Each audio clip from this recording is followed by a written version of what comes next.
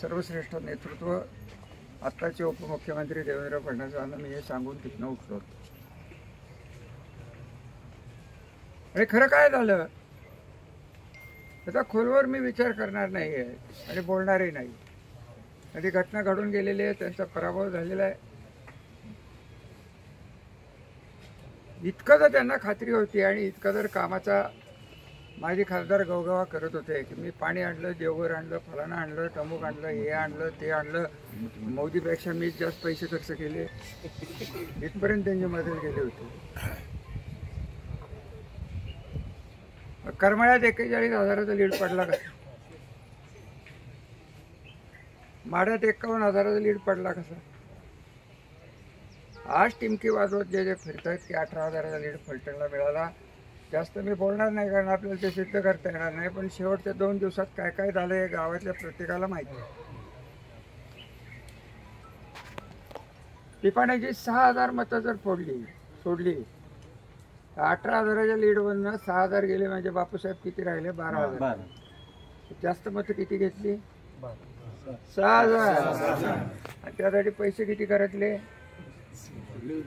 काय मिळाले याला? एवढी जर कामं केली असती तर हे करायची वेळ आली असती का? पण म्हणजे त्याचं तर हे आम्हाला साथ देत नाही. आम्ही सत्तेत आहे का बाहेर आहे हे आमच्या कार्यकर्त्याला कळत नाही.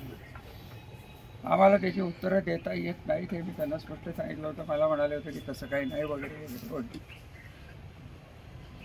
तुमच्या मनाच्या शंका आहेत, हे आम्हाला न कळण्या इतपत 30 वर्षात राजकारण कळत नाही असं काही नाही. येतात रोज होणारा त्रास हे संपलं की पहिले आता 10 तरी केसेस पोलीसचे असतील. आता मी घरी गेलो हे सुरूच आहे. त्यामुळे माझं म्हणणं असं आहे की हा पक्षाने घेतलेला कार्यक्रम आहे. अजितदादांना परवा आपल्यातले काय फुटल्यानंतर मी डायरेक्ट फोन केला होता की दादा आम्ही काय करायचं हे आम्हाला निश्चित सांगा. ज्यांना जायचं आहे त्यांनी गेले तर आमची हरकत नाही ना. त्यांना पद द्यायचं काय कारण? पद द्यायचे कारण काय? भारतीय जनता पार्टीचा कामगार मंत्री येऊन सरकारी योजना इकडे राबवतो आणि जर आपल्या लोकांना की ज्यांचं रजिस्ट्रेशन ते काही इमारतीचे कामगार काय ते आपलंच रजिस्ट्रेशन जास्त बोलवतच नसेल, उलट कमीची इन्क्वायरी लावून जर जाणार असतील तर आम्ही वागायचं कसं? हे मी आत्ता आपली भावना आहे ती त्यांच्या कानावर घालणार. माझं स्वतःचं म्हणणं असं आहे की त्यांनी हे काढायचं का नाही हा निर्णय माझ्यावर सोडा. की आत्ता काढायचं का दादाची वेगळी वेळ घेऊन आपण काढायचं हे ठरवू. दादाने पक्ष म्हणून आपल्याला आदेश दिलेला आहे. महिलांचा कार्यक्रम हा त्यांनी केलेला नाही आहे. दादांनी मला सांगितलं होतं की तुम्ही रामराजे काळजी करू नका, जे काही वातावरण आहे ते मी अर्थ खात्यातनं बदलून घेऊन महिलांना न्याय देण्याचा प्रयत्न करणारे वगैरे वगैरे. तो कार्यक्रम त्यांच्या दृष्टीने महत्त्वाचा आहे. आपल्याला आपल्या अडचणी महत्त्वाच्या आहेत. इथं डायरेक्ट काल रात्री 10 वाजता मला कळलं आहे की माझे खासदार निसर्ग हॉटेलमध्ये बसून 2 दिवसापूर्वी आपला भारतीय जनता पार्टीचा उमेदवार हा पहिला यादीत येणार हे सांगून गेलेले. मग आपण युतीत राहायचं का नाही ते कोण ठरवणार हो? हे देवेंद्र फडणवीसच्या वर गेलेत का? का भारतीय जनता पार्टी सातारा जिल्हा ही वेगळी आहे, विदर्भातली वेगळी आहे, देवेंद्रची वेगळी आहे, असं काही आहे का? या सगळ्याचा उहापोह मी दादाला सांगणार आहे की आम्हाला उद्या तुमचे कार्यक्रम ऑफिशियली जे संपले, ऑफिशियली त्यांचे कार्यक्रम काय आहेत? महिला, लाडकी बहीण, कामगार, इथं आपल्याला कमीचं बोलता येईल. आणि फक्त कार्यकर्त्यांनी तुम्ही आम्हाला एक अर्धा तास पाऊण तास द्या, तिथं तुम्हाला बोलायची संधी मिळेल. असं जर असेल तर उद्याचा कार्यक्रम घ्या, नाही तर आमची लोक येतील की नाही हे आम्हाला सांगता येत नाही. एवढं स्पष्ट झाल्यावर जर ते म्हणाले की नाही तुम्ही या मी वेगळा वेळ देतो, आपल्याला काय कार्यक्रम करू.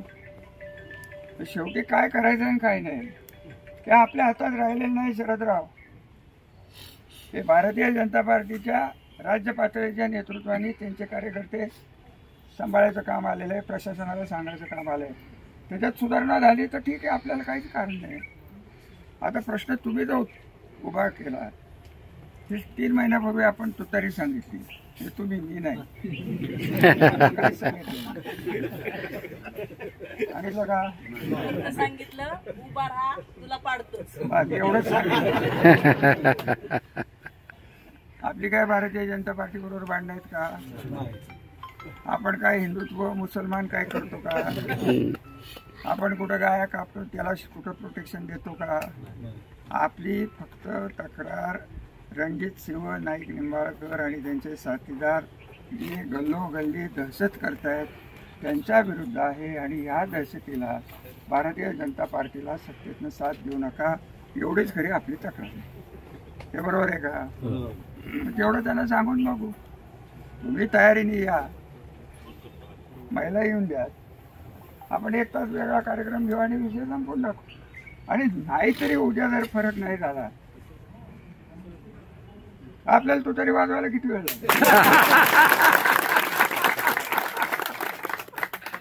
अजून काय बोलायचं राहिले? विषय संपलाय ना. अरे महिला घेऊन या, काही नाही सोडा खाली बसा.